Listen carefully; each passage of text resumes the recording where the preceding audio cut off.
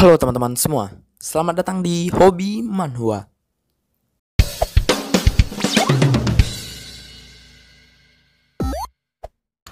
Halo teman-teman semua, di video ini saya akan memberikan alur cerita dari manhwa baru yang berjudul Murid Tertua Terkuat di Dunia part yang pertama.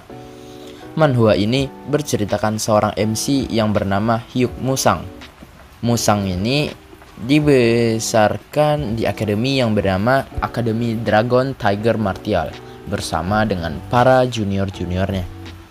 Lalu suatu ketika terjadilah pertempuran antara aliansi Murim melawan aliansi Demonik. Lalu suatu ketika Hyuk Musang dipanggil oleh aliansi Murim untuk ikut dalam peperangan itu. Nah, singkat cerita, dia pun pergi. Namun tidak disangkanya bahwa misi yang harus dia ambil adalah membunuh orang paling kuat di dunia, yaitu ketua dari aliansi demonik itu. Nah, setelah pertempuran panjang, semua teman-temannya yang ikut misi itu sudah tewas dan tersisa Musang sendiri yang sudah terluka parah. Melihat Musang yang belum mati, padahal yang lainnya sudah mati terkena serangannya, membuat sang ketua demonik berkata bahwa ada dua hal yang membuat dia terkejut, yaitu pertama, kotak yang selalu dia pegang, yang mampu menahan serangan terkuatnya. Dan yang kedua adalah melihat Hyuk Musang yang sangat berbakat. Lantas, ketua demonik pun menawarkan Musang untuk menjadi muridnya. Tapi Musang menolaknya dan berkata kalau dia tidak akan pernah mengkhianati masternya. Ketua demonik yang mendengar penolakan itu semakin suka dengan sifat dan bakat dari Musang. Tapi bagaimanapun, si ketua demonik sangat benci dengan yang namanya penolakan. Dan ketua demonik langsung membunuh Musang. Ketika Musang sudah dibunuhnya, tiba-tiba kotak yang dipegangnya itu bersinar dan masuk ke dalam tubuh Musang. Ternyata kotak itu berisi kekuatan yang sangat kuat dan Musang lah yang mendapatkannya. Melihat kotak itu memilih Musang, ketua demonik langsung mencoba mengambilnya kembali. Tetapi yang terjadi adalah ketua demonik itu malah yang terbunuh. Dan begitulah akhir dari peperangan sengit antara aliansi Murim dan aliansi demonik yang dibenangkan oleh aliansi Murim berkat seorang pembunuh misterius yang telah membunuh ketua demonik. Dan pembunuh misterius itu adalah Hyuk Musang. Orang-orang tidak tahu kalau pembunuh misterius itu adalah Musang. Lalu 2 tahun kemudian setelah peperangan itu, saat ini di akademi tempat Musang dibesarkan, yaitu Akademi Bela Diri Dragon Tiger, sedang terjadi penganiayaan yang dilakukan oleh kelompok rentenir. Kelompok rentenir itu adalah tempat Akademi Dragon meminjam uang. Namun, karena Akademi Dragon belum kunjung membayar yang disebabkan master mereka sedang terluka dan kemudian bunga yang sangat besar, mereka pun dipukul oleh para rentenir itu. Lalu pada saat murid kedua yaitu Kang Wonyong meminta tambahan waktu untuk melunasi hutang, rentenir itu menyuruh anak buahnya meletakkan Taeho yang merupakan murid termuda dibaringkan di tanah. Rentenir itu akan memberikan mereka waktu 1 minggu. Tetapi tidak gratis. Rentenir itu akan memotong 1 lengan Taeho. Mendengar itu, Wonyong pun panik dan memohon supaya jangan dipotong tangan Taeho. Tapi bukannya dikabulkan, dia malah kena pukul lagi oleh rentenir. Lalu saat rentenir itu memotong tangan Taeho, tiba-tiba ada batu yang mengenai pedang rentenir itu. Mereka semua pun melihat siapa orang yang datang itu. Dan ternyata orang itu adalah senior mereka yang sudah lama tidak pulang. Melihat junior termudanya dianiaya, Musang langsung teleport dan meminta maaf karena Musang terlambat datang. Lalu Musang mengeluarkan auranya dan berkata, "Sudah membuat kekacauan di Akademi Bela Diri Suci ini. Masih berani menyakiti murid termuda kesayangan akademi ini. Jangan harap kalian bisa keluar dari sini dengan mudah." Melihat aura membunuh Musang yang sangat kuat, rentenir itu ketakutan dan langsung menyerang Musang bersama-sama. Serangan mereka itu dengan mudah Musang membalasnya. Dan Musang langsung berkata ke ketua rentenir itu, "Aku bisa membunuhmu sekarang juga, tapi aku tidak mau membunuh siapapun di tempat suci ini. Jadi aku akan melepaskanmu, tapi itu tidak gratis. Aku akan memotong satu lenganmu." Dan lengan rentenir itu langsung tersisa satu. Setelah itu, Musang langsung memeriksa luka murid termuda yaitu Taeho. Lalu Musang berkata ke murid kedua yaitu Wonyong, "Adik kedua, syukurlah murid termuda kita tidak terluka parah," sambil tersenyum. Mendengar itu, dalam hati junior keduanya berkata, "Kakak senior, aku yang terluka." Kemudian, Musang mendengar kabar bahwa masternya sedang terluka parah dan langsung melihat keadaannya. Setelah melihat keadaan masternya, Musang keluar dan ada juniornya yang berkumpul. Juniornya yang ketiga yaitu Xiaojin langsung memeluknya dan menangis. Lalu Musang bingung nih, kenapa juniornya tinggal 3 orang? Mana satu lagi? Dia pun bertanya kemana perginya junior keempatnya itu. Kemudian Taeho menjawab kalau junior keempat yang bernama Taeryung bekerja sebagai pengawal untuk mencari uang. Tapi sudah 6 bulan Taeho tidak dapat kabar darinya. Mereka sudah mengirim orang untuk mencari tapi tidak ada hasilnya. Mendengar itu, Musang pun kesal dan ingin tahu apa aja yang sudah terjadi di akademi ini selama dia pergi. Lalu juniornya pun menjelaskan kalau 3 tahun yang lalu ada orang tak dikenal yang mengunjungi akademi ini dan terus-terusan meminta master mereka untuk melakukan duel, tapi masternya menolak dengan halus. Setelah itu, orang itu pergi ke gerbang utama lalu menyerang murid-murid yang ada di sana. Ternyata bukan hanya akademi Musang yang diserangnya, semua akademi yang ada di daerah yang Yongzhou dihancurkannya, sehingga membuat daerah di sana jadi sarang kriminal. Oke, lalu karena mereka harus menghormati master, mereka pun terpaksa berhutang pada rentenir dari faksi Half Ghost. Mendengar penjelasan itu, Musang pun tahu tujuan mereka adalah mengincar akademi-akademi adalah untuk menguasai daerah di sana, yaitu daerah Yangzhou. Kemudian Musang yang marah karena mereka berani menyentuh akademinya pun segera pergi ke markas faksi Half Ghost itu. Ketika sampai di markasnya, Musang langsung kenal ketua dari faksi itu. Namanya itu Ban Gui. Ternyata Musang dan Ban Gui ini dulu pernah berkelahi dan Ban Gui kalah sehingga Ban Gui berjanji tidak akan menginjakkan kakinya di Yangzhou.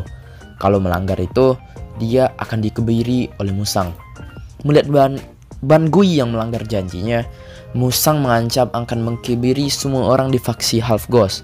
Sedangkan anak buah Ban Gui yang tidak tahu siapa Musang itu kemudian menyerang Musang. Hasilnya, telur mereka semua dipecahin sama Musang. Lalu melihat anak buahnya yang kalah semua, Ban Gui langsung sujud minta maaf ke Musang.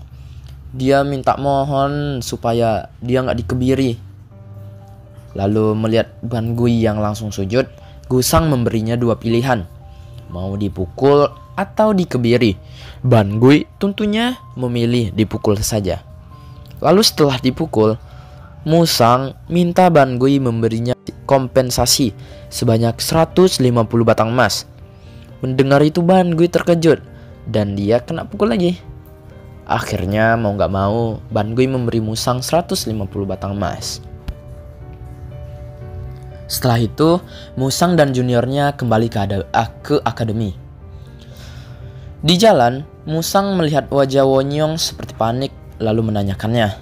Ternyata Wonyong mengkhawatirkan tentang faksi Half Ghost yang dilindungi oleh grup unorthodox atau kelompok jahat yang bernama Great Tewi Gang.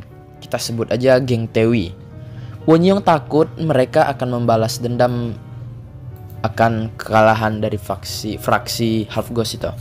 Lalu Musang menyuruhnya jangan khawatir karena dia ada rencana. Dan rencananya adalah jika lawannya mengancamnya kuat, maka dia harus menjadi lebih kuat dari mereka.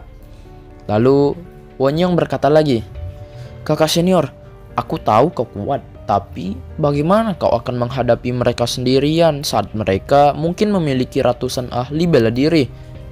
Musang pun menjawab kepanikan Wonyong. Aku sendirian, ini bukan tentang aku.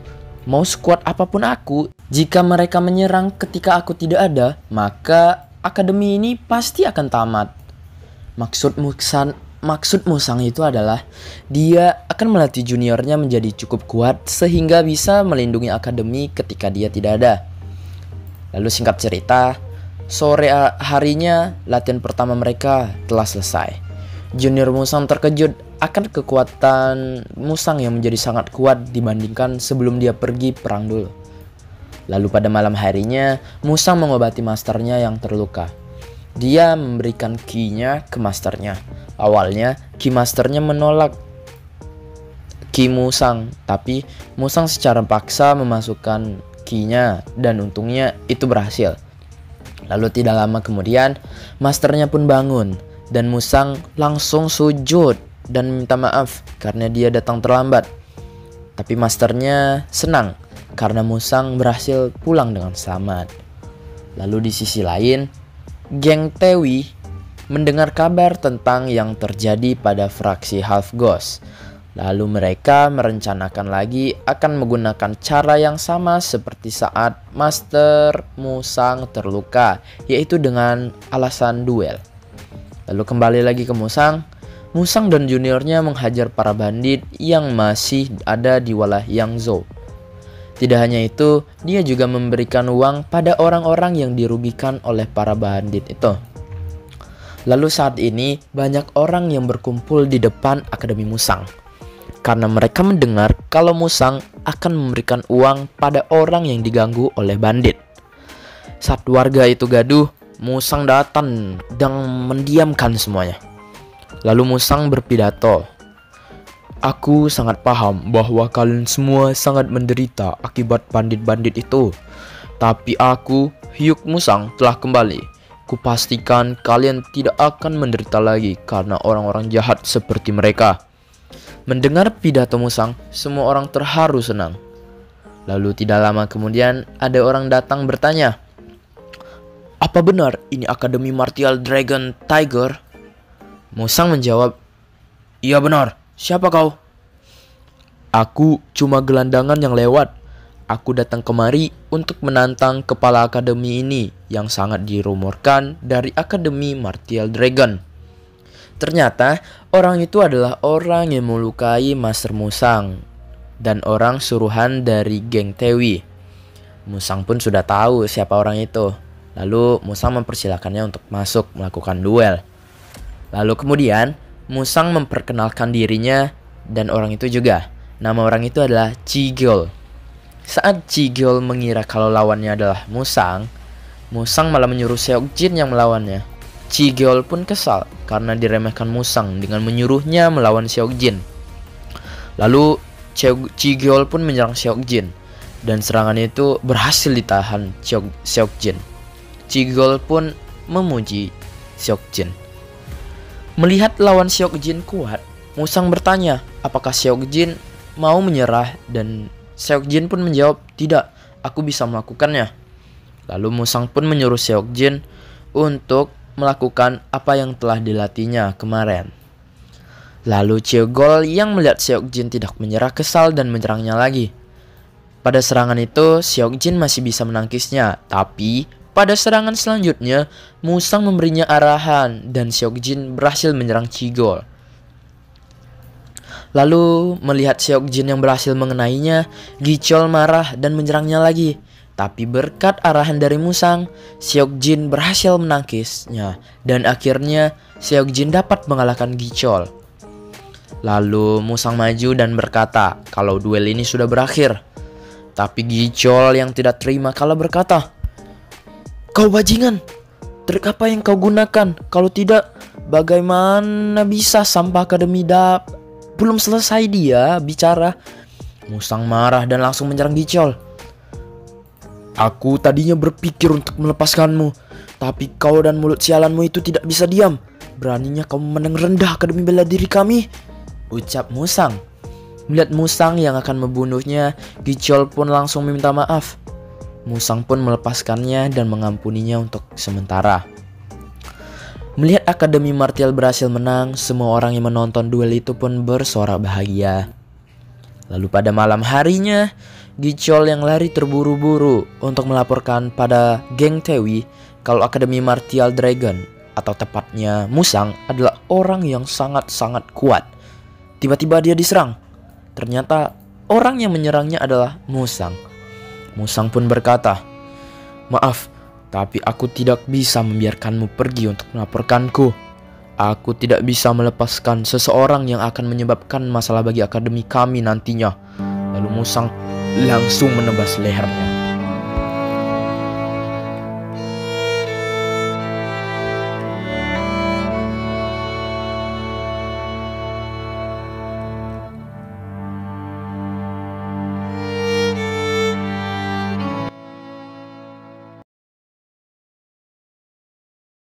Sekian alur cerita dari manhwa murid tertua terkuat di dunia part yang pertama. Sampai jumpa di part berikutnya.